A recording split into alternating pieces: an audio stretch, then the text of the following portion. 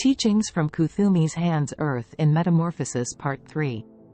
Update. In December of 2010, I was informed from the level of the Ascended Masters that the planetary logos for Earth, in conjunction with the solar hierarchy, has made the decision to forego the lengthy postponement and to bring the timing of the dimensional shift back closer to the 2012 timeframe, generally speaking.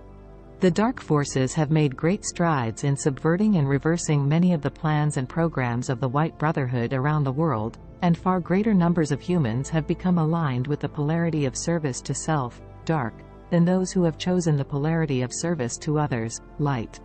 I was told that the collective greed, hatred, and complacency, in raising consciousness, had gotten completely out of control. The losses being incurred, with regard to humanity, will probably not be worth the further extension of time to attempt to get greater numbers to a higher vibratory level of being, considering that the entire galaxy is being held up in its evolutionary progress by this one planet, and considering that the dark side is making faster and greater gains than the light. The intuitive feeling of the channel for the message, a friend of mine, is that the endpoint for the third density Piscean age will be around 15 to 20 years past 2012 AD, and the tribulation period of 7 years will precede that.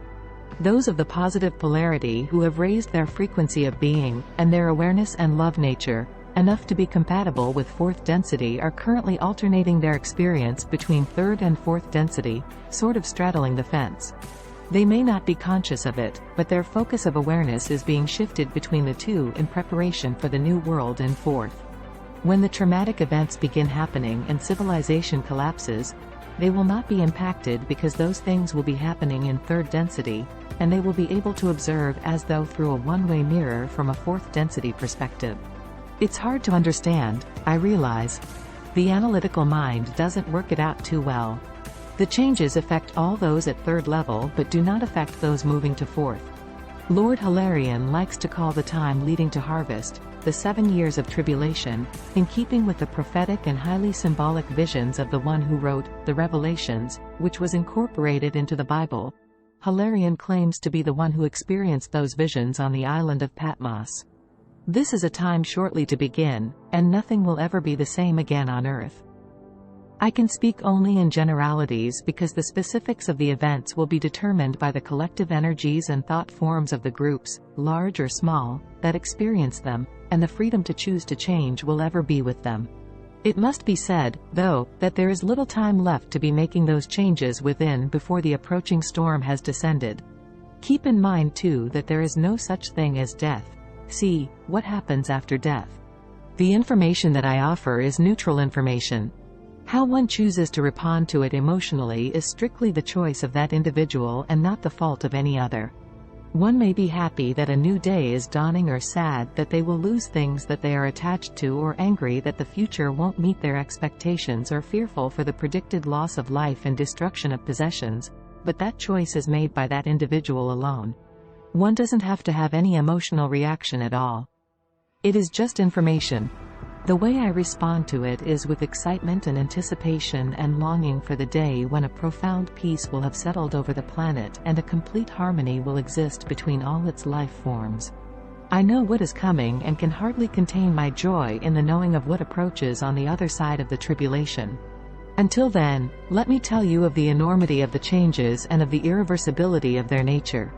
Remember, these are the symptoms of the disharmonious clash of energies between a third-density human species that has been recalcitrant in its spiritual evolution and the fourth-density plane to which it inexorably moves.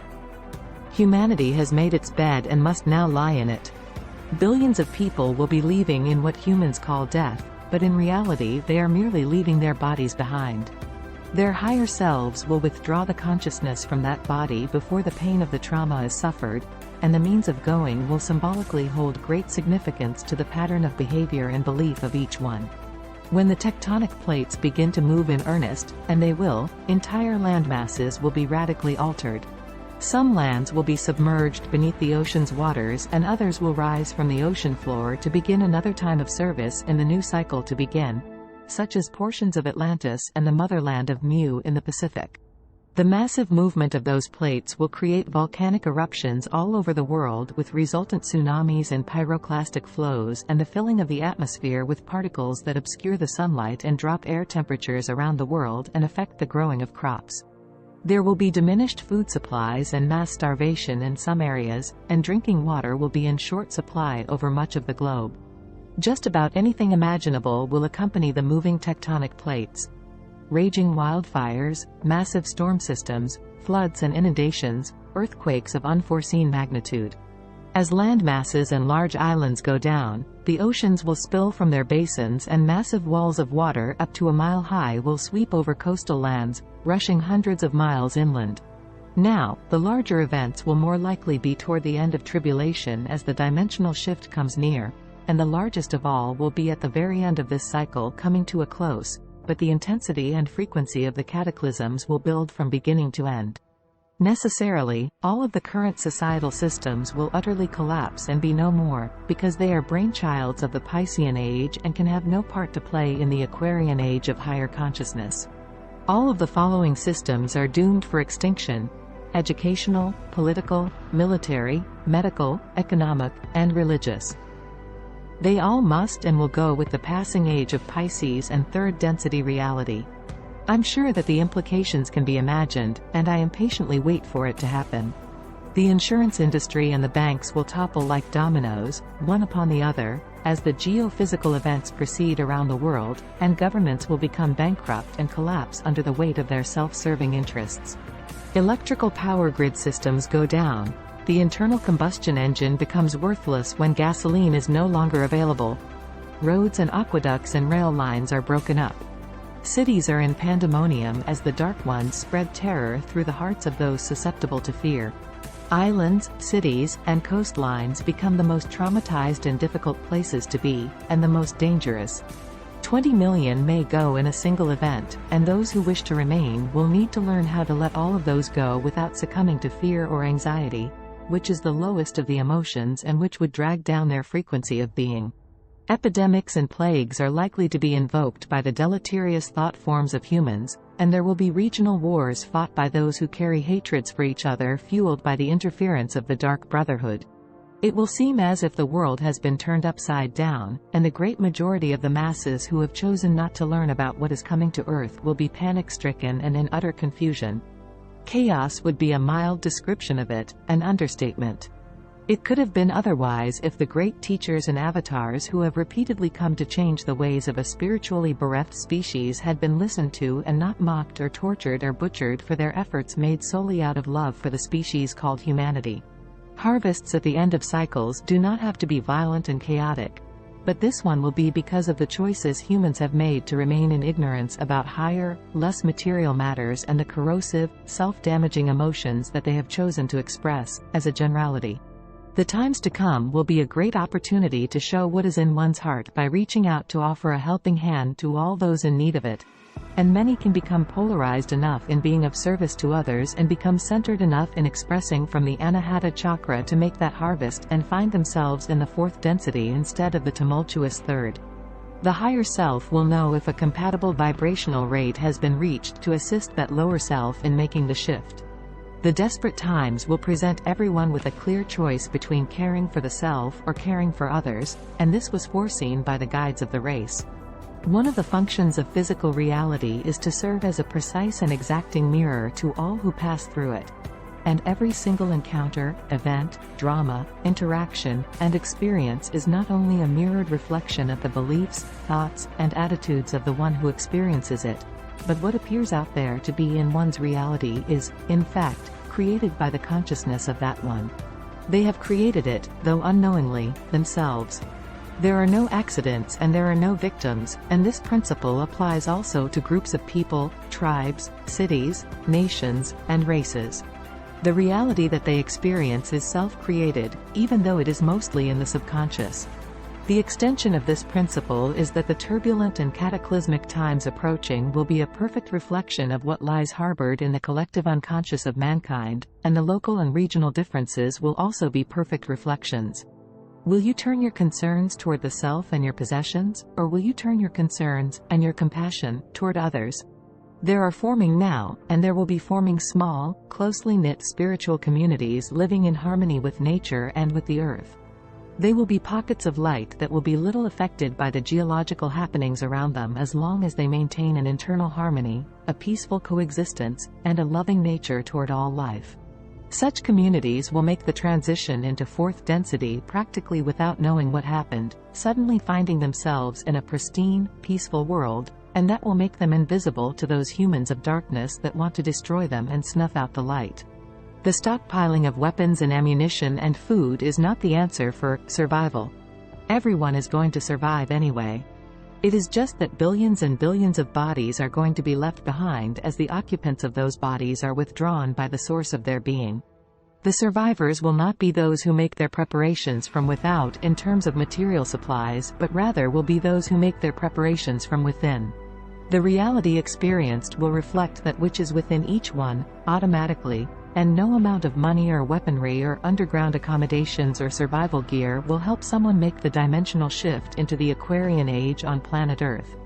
The darkest hour is just before the dawn, and that will seem so to those who remain ever mired in selfishness and materialistic orientation in all that implies. The dawn that breaks will be doing so for a golden age on Earth that is hard to imagine. It will be an age of peace, brotherhood, and unity, an age of immense spiritual progress and miracles. There will be a new and purified race of humanity, one which will have learned that mankind is but a single family. Humanity will manifest the same divine love that Master Jesus embodied when he walked the earth, that Christ love that proceeds forth from the second aspect of the Godhead. The golden era soon to come will be overseen by that one in the spiritual hierarchy who is known as Saint Germain or Master Rakosa, the Lord of the Seventh Ray, and the use of the violet flame will become prominent as will ritual and ceremony, which are teachings associated with the Seventh Ray Brotherhood.